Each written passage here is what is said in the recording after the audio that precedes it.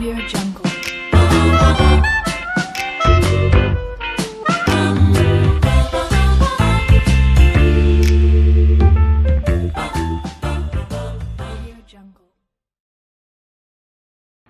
Siapa yang tiap mau makan ngecek dulu jumlah kalori makanannya, lalu tiap hari ngitung jumlah total kalori yang sudah dimakan?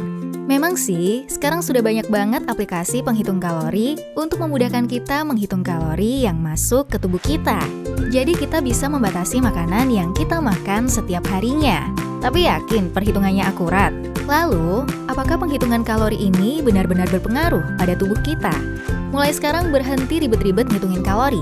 Karena ada hal-hal penting yang jauh lebih berpengaruh pada diet kalian. Apa saja itu? Yuk, lihat video ini sampai akhir. Jangan di-skip supaya kalian gak kelewatan setiap informasi berharga. Jangan lupa klik tombol merah untuk subscribe channel ini dan nyalakan loncengnya supaya kalian gak ketinggalan tips diet menarik lainnya. Terima kasih. Komposisi makanan. Aktivitas makan bukan hanya tentang memenuhi kebutuhan kalori untuk bisa beraktivitas.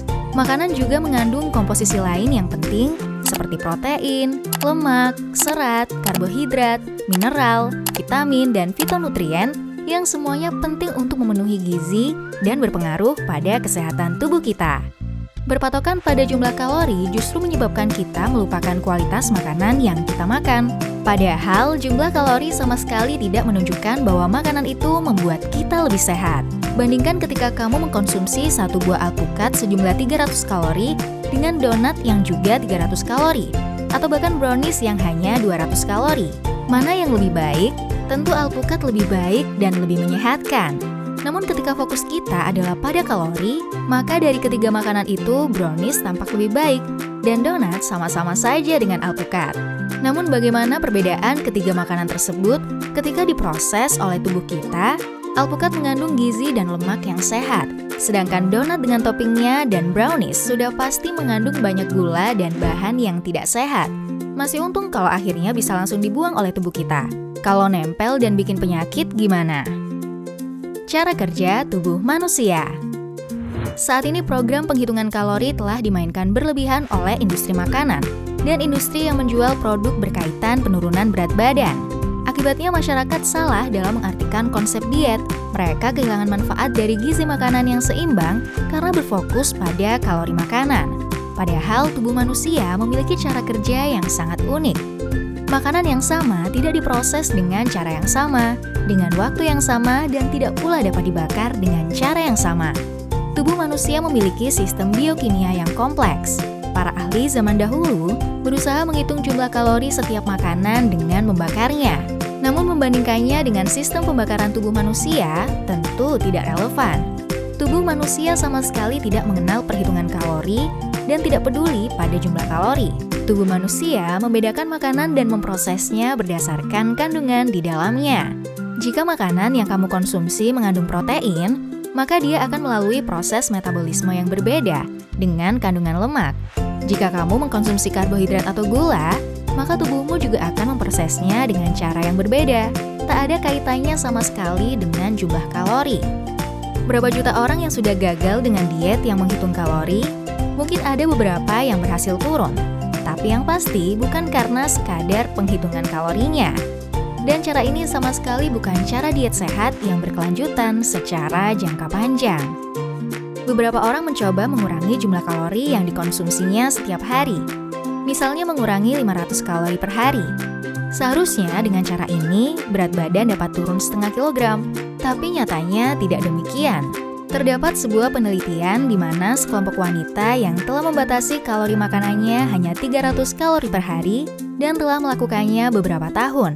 Pada akhir penelitian ternyata mereka tidak menunjukkan perubahan berat badan sama sekali dan sama saja dengan wanita yang tidak membatasi kalori sama sekali. Berat badan berlebih dan obesitas sama sekali bukan tentang jumlah kalori, namun karena masalah hormon. Lebih tepatnya karena hormon insulin, kortisol, dan tiroid yang tidak seimbang. Coba kalian lihat para atlet. Jika benar mereka hanya makan berdasarkan kalori, maka tubuh mereka akan kering, lemas, dan tidak akan bisa berotot. Mereka terlihat bugar dan otot mereka bisa terekspos dengan jelas karena mereka mengkonsumsi cukup protein dan mengurangi gula. Untuk Untuk bisa memperlihatkan otot, maka jumlah kadar lemak dalam tubuh mereka harus sangat rendah, bukan sekadar mengurangi jumlah kalori dengan sedikit makan. Diet sehat. Diet yang sehat bukan sebatas tetap mencukupi kebutuhan kalori, membatasi jumlah kalori sesuai berat badan, atau menambah aktivitas dan olahraga untuk membakar kalori. Jika kalian ingin menjalani diet yang sehat dan tepat, ikutilah cara diet ketogenik dan intermittent fasting. Karena mereka yang menjalani diet ini bukan hanya akan mencapai berat badan impian mereka, tapi juga dapat mempertahankan berat badan dalam jangka panjang.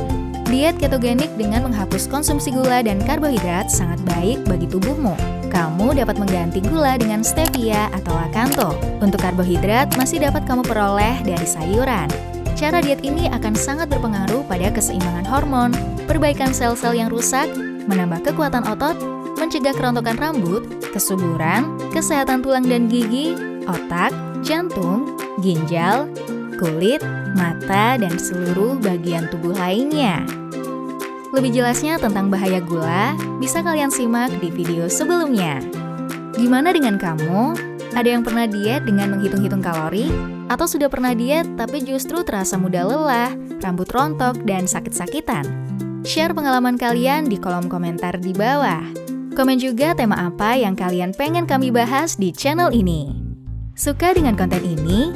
Klik tombol like dan share ke sahabat, pasangan, atau keluarga kalian ya, supaya informasi berharga ini bisa bermanfaat bagi lebih banyak orang. Terima kasih, sampai jumpa di video berikutnya.